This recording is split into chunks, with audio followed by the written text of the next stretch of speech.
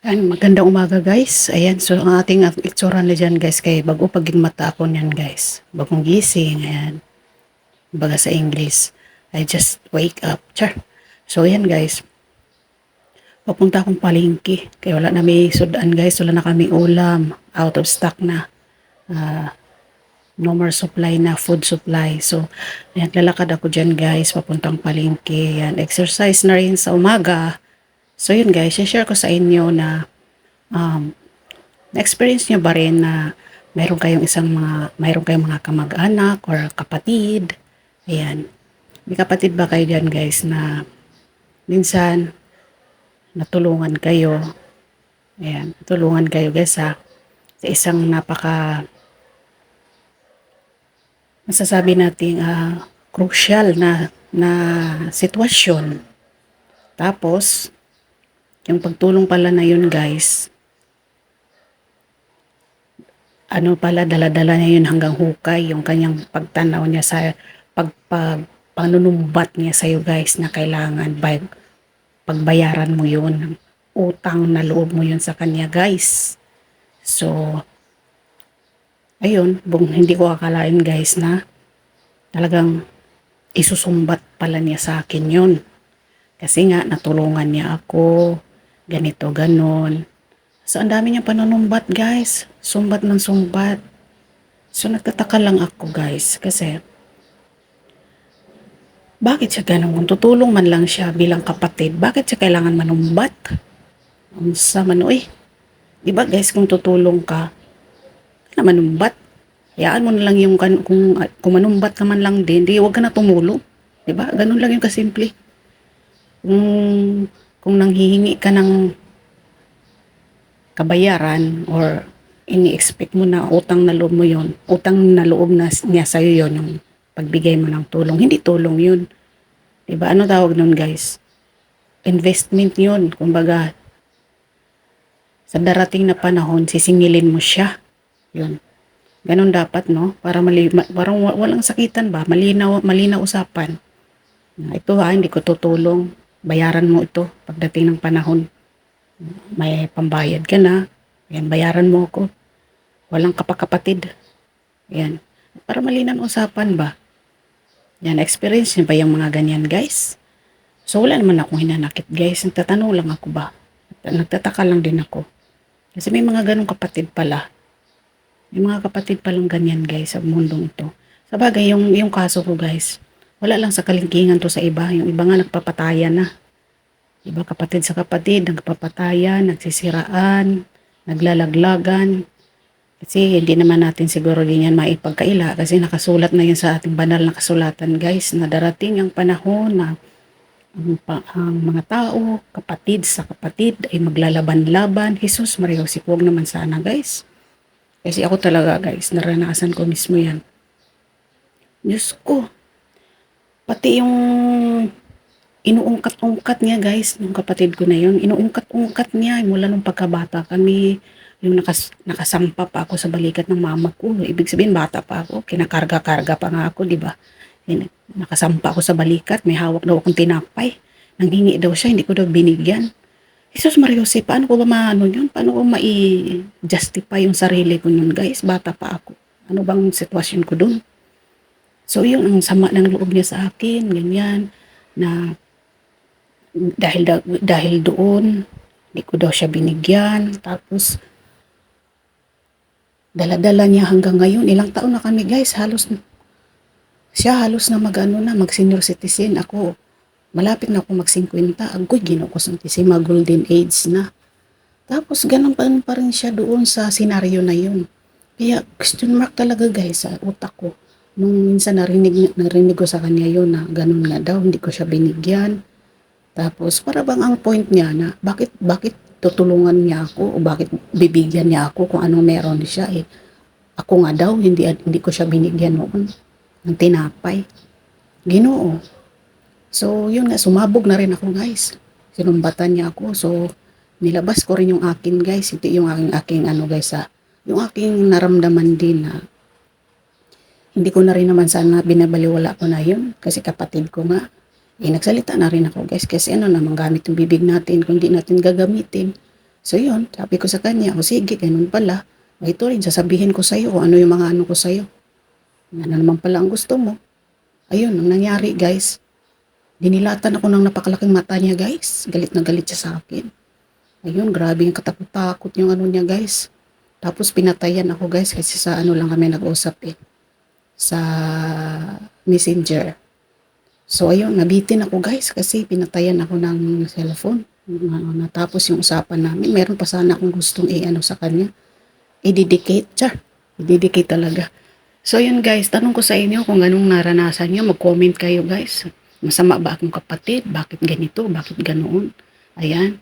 Hindi naman ako nanghihingi sa kanya guys. Nanghingi, nanghingi. Hindi. Yung nagkataon lang na noon na nagkasakit ako. Ayan, ayan. So, yung mga time na yun guys, mayroon din naman akong masasabing yung huling sinahod ko bago ako nagkasakit. Eh, maliit lang ang sahod nga lang yun kasi namasukan ako nun sa pabrika guys eh.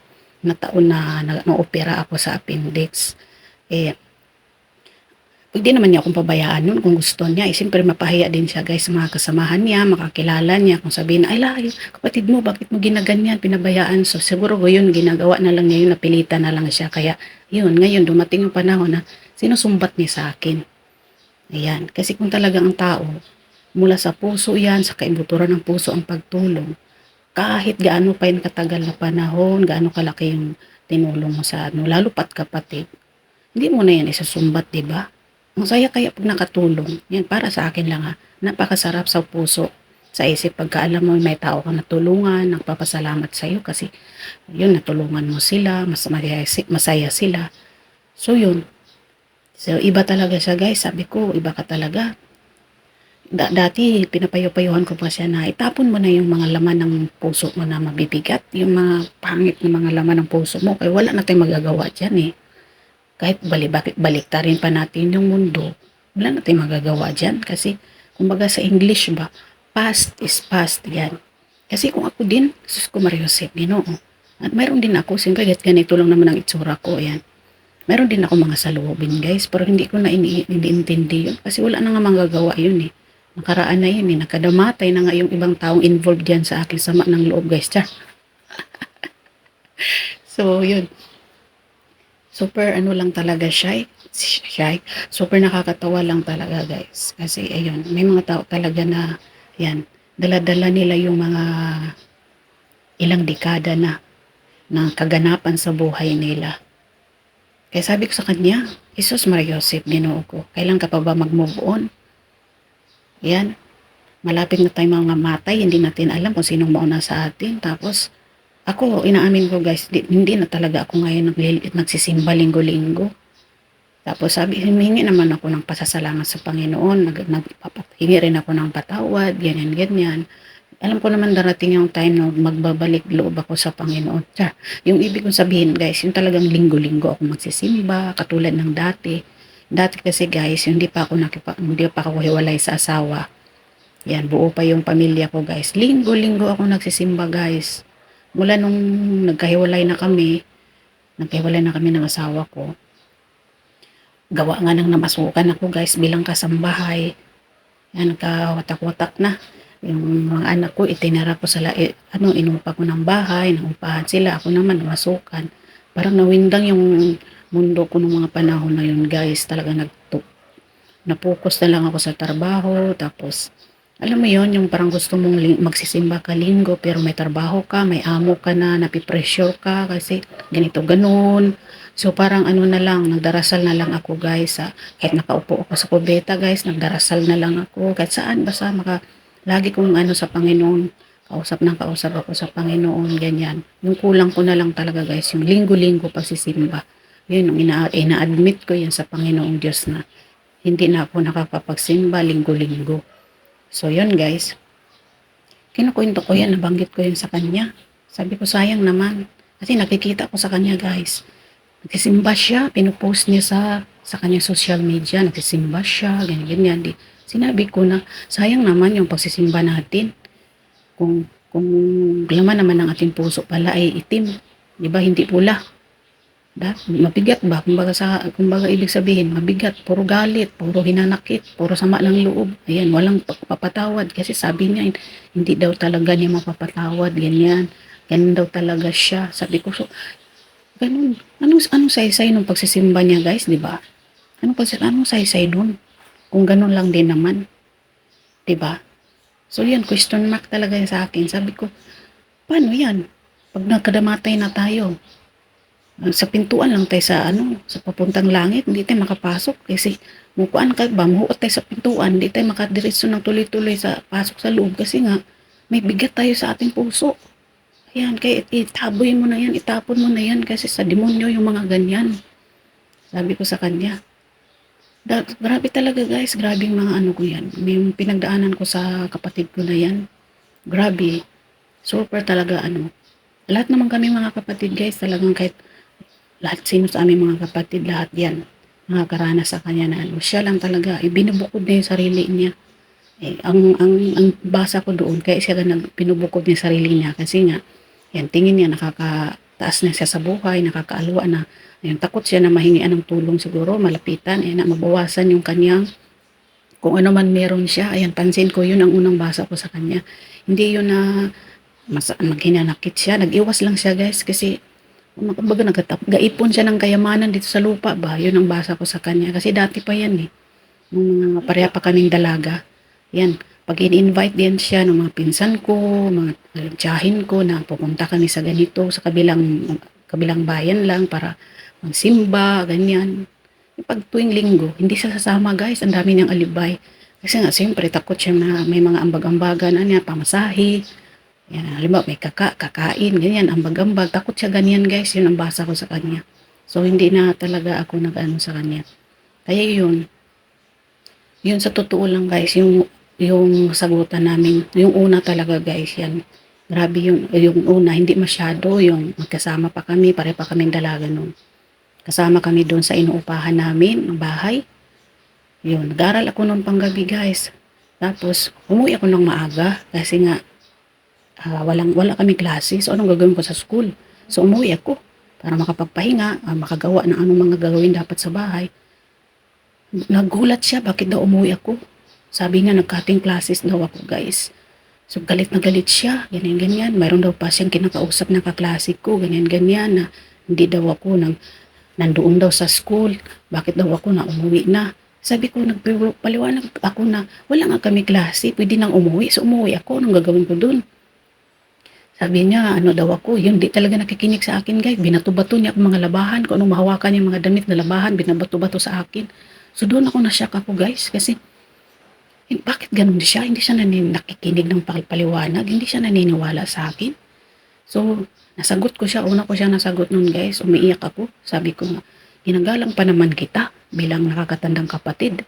Bakit ka ganyan? Sabi niya, sagot niya sa akin guys, lisik yung mga mata niya. Sabi niya, hindi ko kailangan ng kapatid. Leche, gumanon siya sa akin guys. Yan, minura pa nga ako.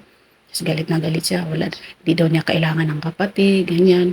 Tapos mahilig siya sa salitang mga manigas kayo dyan. Yan, wala daw akong mararating sa buhay. Ganyan, mamatay daw kung dilat ang mata. Sa akin naman, kung mamatay akong dilat na mata, kung nandoon naman siya, di dapat, haplos na lang yung mata ko para pumikit, di ba? Kung hindi naman din, bakit yung ibang tao na lang ang gagawa nun kung hindi siya? Wala namang problema dun. So yun guys, yun, naibahagi ko lang talaga sa inyo guys kasi hindi ako nagtatanim ng galit talaga guys. Gusto ko lang i-share para ba miski paano mapulot man din ng aral or kung sino mang manonood dito, ayan, sino mang makakarinig, saan man makakarating itong aking sinasabi ko dito sa aking video. Sana tayo na lang bahala guys, kung husgahan ninyo ako na masama ako, okay lang. Kasi basta malaga guys, kilala ko ang sarili ko. Ayan, alam ko kung anong ginagawa ko, alam ko kung anong nararamdaman ko, alam ko kung ano ang laman ng isip at puso ko. Ayan. So yan guys, tuloy-tuloy lang tayo guys kasi nga, ayan tatimplahan ako ng guys, titimplahan ko na ng gatas, magtimpla akong gatas guys kasi mag-almusal na kami ng anak ko kasi yung bunso ko guys, work from home siya. Tapos panggabi pa. So puyat. So kailangan nag-aalmusal na kami. Sabayan ko siya guys para masaya ba. Yun, nag-aalmusal kami. Tapos yung sa akin ay gamit ko guys is Anlin. Ayan, Anlin kasi alam mo na, Thunders na Anlin. Tapos doon naman sa anak ko is Bear Brand. Ayan, Bear Brand na adult. Ayan. Hindi naman yan siya, ano guys, hindi ko naman yan pinapromote. Yun lang talaga yung gusto rin na gatas. At saka minsan din, naglilipat din kami ng ibang brand. Basta malaga may gatas. Pero pag maluwag-luwag ang budget, ayan, Bear Brand adult para dun sa anak ko. Mahilig siya sa gatas eh. Ayan, sabi niya, hindi daw niya sinasanay sarili niya na mag-iinom ng kape. Paminsan-minsan, ganyan, kape. Pero badalang na talaga yun kasi nga, para sa kanya, hindi niya bet. Gusto niya gatas. Mas gusto niyang magatas. Sabi ko, sige, maganda rin yan. So, yun guys, panoorin nyo na lang yung aking susunod pa na yung mga video guys. Sana suportahan niyo ako guys sa mga susunod pang mga video ko i-upload. Ayan. Kasi, ayan, simpleng ko lang naman yung pamahagi yung aking buhay-buhay. Yung sa loobin ko. Dinaro yung nanay, ayan, yun lang yung papel ko sa buhay araw-araw guys. Kasi kasuhin yung dalawa kong anak. Ayan, may alaga din kaming aso na alaga naming aso. Ayan, umapaw siya guys kasi nasubrahan ko siya paglakas nung yung kanyang mixer. Kasi may high kasi yan guys, nalakasan ko. Sige, okay lang, ganun talaga. Dagdagan ko na lang mamaya siya ng tubig. So, yun guys, kung hindi rin pala kayo nakapag-subscribe sa aking YouTube channel guys. Meron din pala akong YouTube channel guys.